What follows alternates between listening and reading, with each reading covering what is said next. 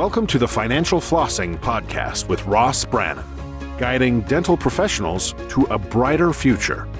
Ross Brannan is a financial advisor who knows it's not just about your teeth. He helps dental practice owners protect and maximize today's cash flow to plan for tomorrow's cash needs. Find him at rossbrannan.com. On the show, he brings together experts to help dental professionals looking to make smart money decisions to grow their income, turn their retirement goals into reality, and improve their lives. And now, here's your host, Ross Brannan. Welcome to the show. Today's guest is Dr. Steve Feit. Steve is a prosthodontist in Boca Raton, Florida, who recently sold his practice, but has worked every day since selling his practice. He is a workaholic. He has done many things over his years and has a wealth of knowledge and information to share with us today. Steve, welcome to the show. Thank you, Ross. Great to be here. So we were having a very interesting conversation offline about the difference between practicing and performing. And I think you have a lot of perspective as a guy who was a practicing, which I'm using the wrong words, I understand, dentist, prosthodontist for over 30 years. You have a lot of wisdom to share to our listeners, and you've seen a lot of things. So talk a little bit about your experience on practicing versus performing as a dentist. Thanks, Ross. So there is a great difference between practicing and performing. You know, there's a quote that says amateurs practice to try to get it right and professionals practice to never get it wrong. So we were discussing the idea of going for open heart surgery. Do you want to go to a surgeon who performs, or do you want to go to a surgeon who's figuring it out, like practicing? So in dentistry, there's a great deal of controversy regarding the bite occlusion. Occlusion is like speaking religion to dentists. Certain dentists ascribe to one philosophy and other dentists to a different philosophy. So do we want to really do things that are philosophy driven or principled based? So a principle would be something like gravity. If you took your pencil and held it arm's length and let go, it would fall all the time, every time. So if we understand that the mouth is, I use a scissor analogy. So I'm going to speak with you basically like I would for everybody. If I've done expert witness work for 25 years, I've done over many dozens of cases, and the typical expert in deposition will say that they've done 2, maybe 3 cases is the most I've ever heard, and that's the quote unquote expert. And then if you ask the expert, well, what are the parameters of the plane of occlusion? It's a very, very difficult question to answer. And yet it is the backbone or the basis for which all of dentistry, the success of everything you introduce in the mouth, is dictated by that answer. And so some people ascribe to the neuromuscular, some to other things. So if you're running a business and you want maximum efficiencies, it would be really in your best interest to understand why things work. So I restore old cars. So the motor in the car is a 4-stroke motor, but the lawnmower is a 2-stroke motor. So if you ask the mechanic, what are the 4 strokes, they would be able to tell you. If you ask the dentist, what are the steps to chewing, it's not published anywhere. We're in the process of publishing this. And so basically what we do is we bite the apple. The tongue is 4 muscles. We bring the food back, and all the leverage is far back in the mouth. Just like the scissor, you cut a thick piece of cardboard at the hinge, at the tip. So then from that information, now you can start talking about the plane of occlusion, and we've discovered where hinge axis is. So hinge axis is where the jaw rotates about. So can you imagine you drill a tooth to put in a crown, which is a very typical procedure for any dentist, and then you insert the crown and you have to spend 20 minutes grinding the crown into the bite. And then you go through the crown and you have to make a new one, or you have to send it back to have it glazed because it looks horrible. So now a simple visit becomes a very complex visit. And for the stress of the dentist, speaking as a dentist, you know, there's a surgeon on the phone, the hygienist needs a check, and you got another patient waiting. Meanwhile, you're firing up the drill to grind in something that should fit. So why doesn't it fit? So you say, well, I need a new lab. It's always the lab's fault. Right. It's not. It's protocols. It's systems. So systems run the business, people run the systems, right? If you're not getting the result, change the system. So with practices, you see inefficiencies with people and practices and challenges. And how important is the system to your success as a practice and business owner? Well, the systems are everything to the success. Like Michael Gerber said in the E-Myth, that you got to run a system. If the people in your office are not running an effective, efficient, accurate, correct system that's achieving the results that's desired, you need to change that person or school them in the reasons, rationale to implement the system. Now, if the system's too difficult, it takes too long, it's complex, no one's going to implement it. It's very difficult. So a system can be no more than a sheet of paper at the most, like an index card. That's a simple system. So in your experience, as a prosthodontist with a lot of friends in the dental world, how many people in your experience of your friends and associates are flying by the seat of their pants, and how many of them actually have systems in place?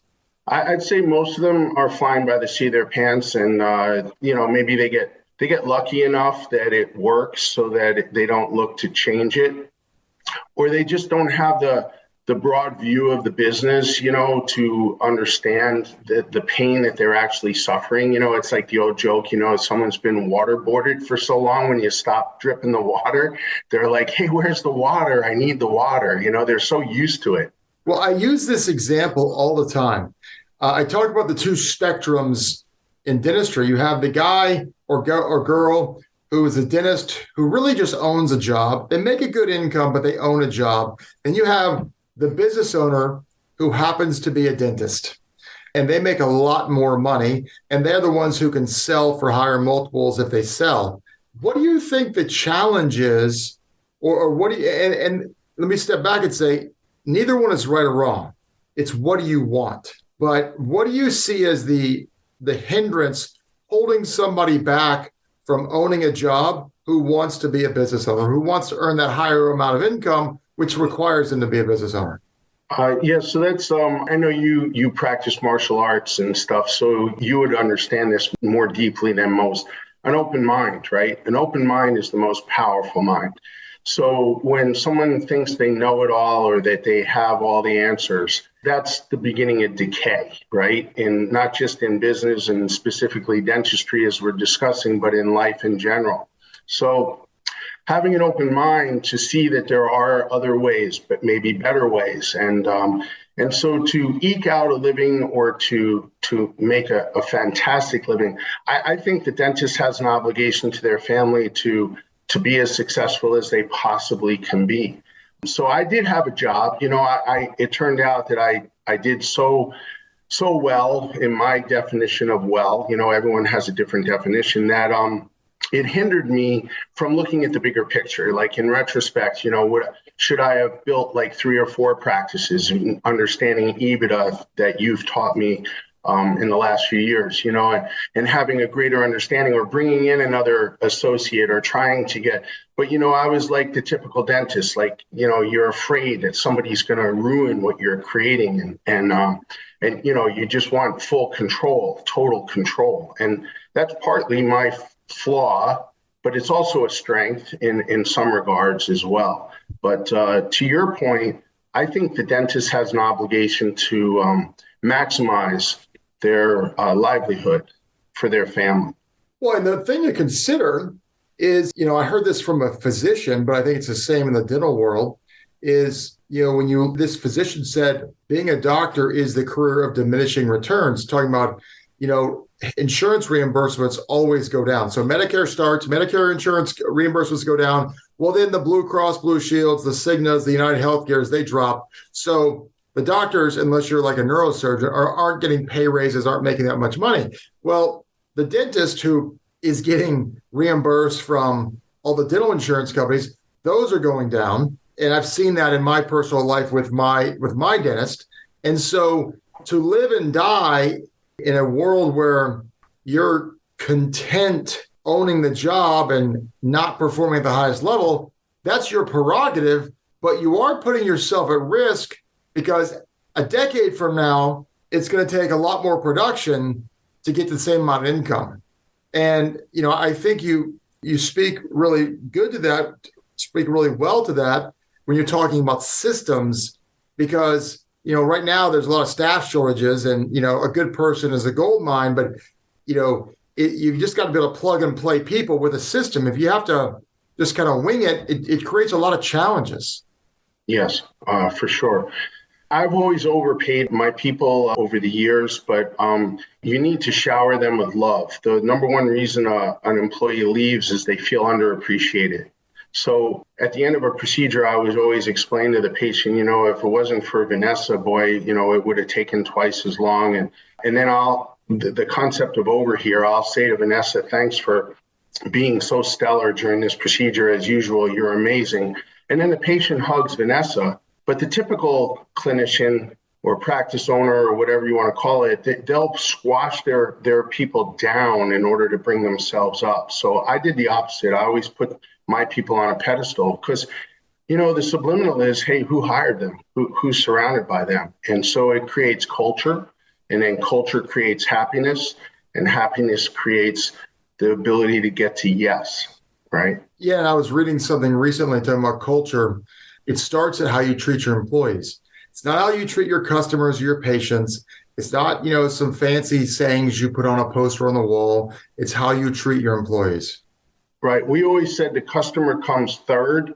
There was a book, a New York Times bestseller. It was The Customer Comes Second. Well, we said it comes third because if you and I are working together, I come first in my world, you come first in your world. And then together we come second as a team, because if I'm happy and then you're happy, we bring happiness as a team. Now the happy team can go to the third person, which would be the client, right? Yeah. So let's switch gears here for a minute and let's talk a little bit about the fact that you recently in the last 6 months sold your practice.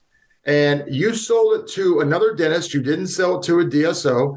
Talk a little bit about that process and why you didn't sell to a DSO versus an individual. Share with our listeners your experience.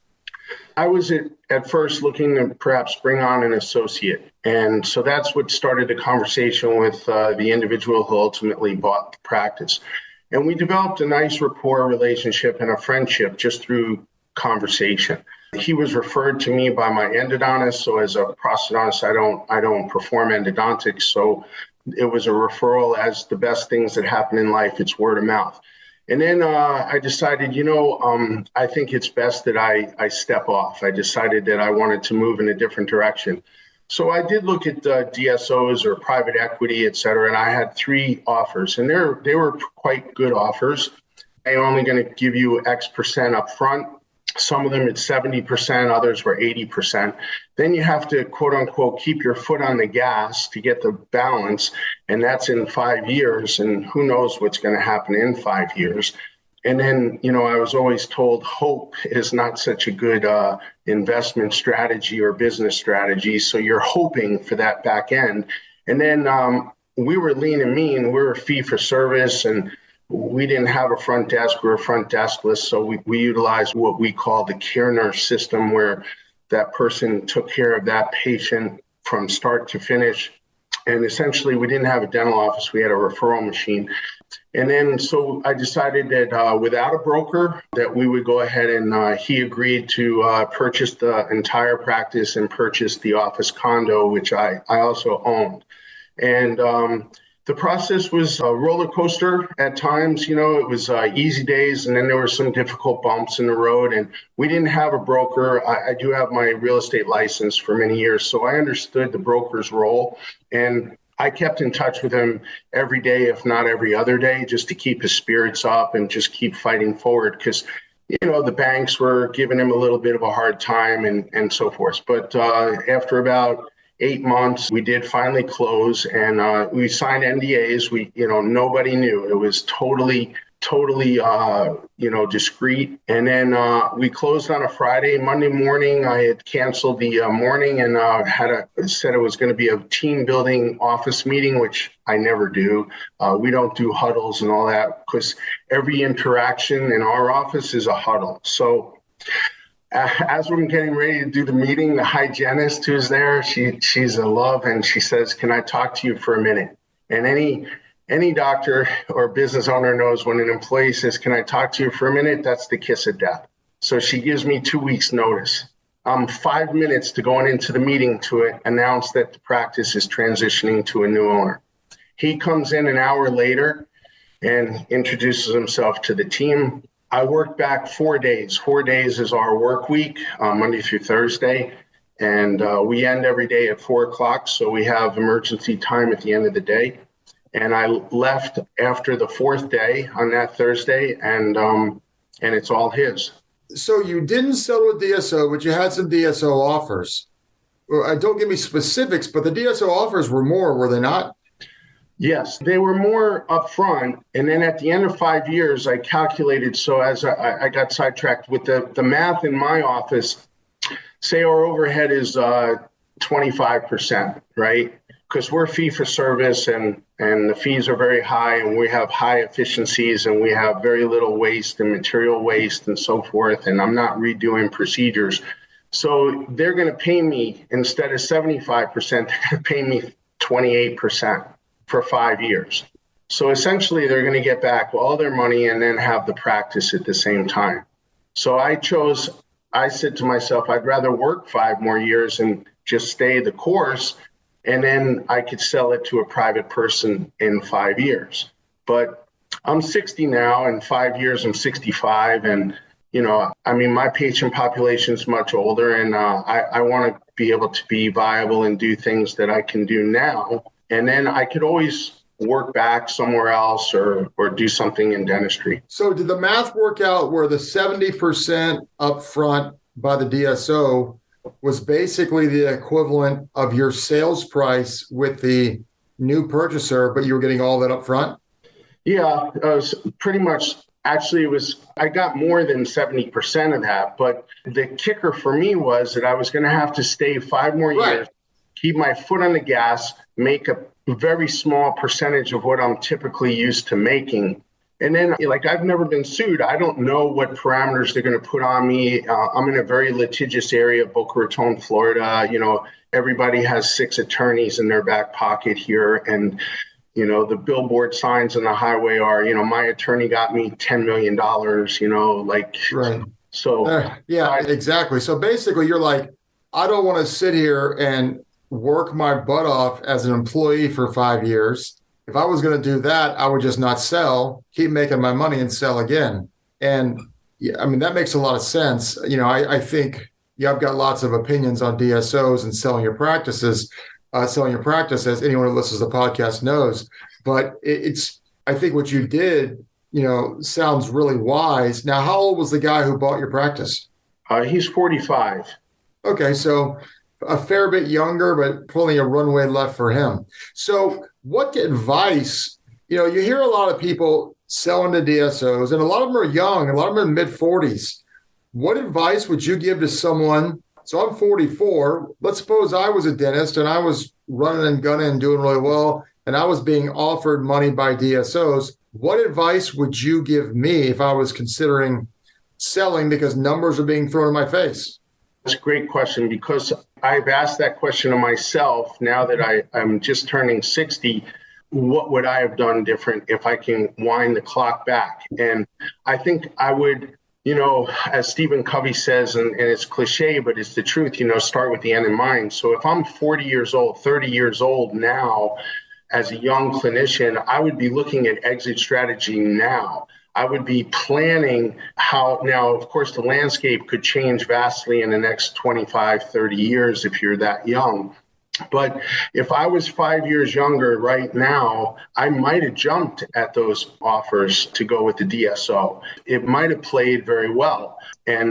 But I just don't know, because, it would have opened a door to me to perhaps do consulting. I did consulting work before. I told you I've been an expert witness, so I know how to mitigate suits, verbal skills, how vital verbal skills are, clinical protocols, so you get a successful result with the proper verbal skills, and you eliminate the malpractice arena. And every dentist chart is absolutely horrible. They don't have a protocol on how to take chart notes.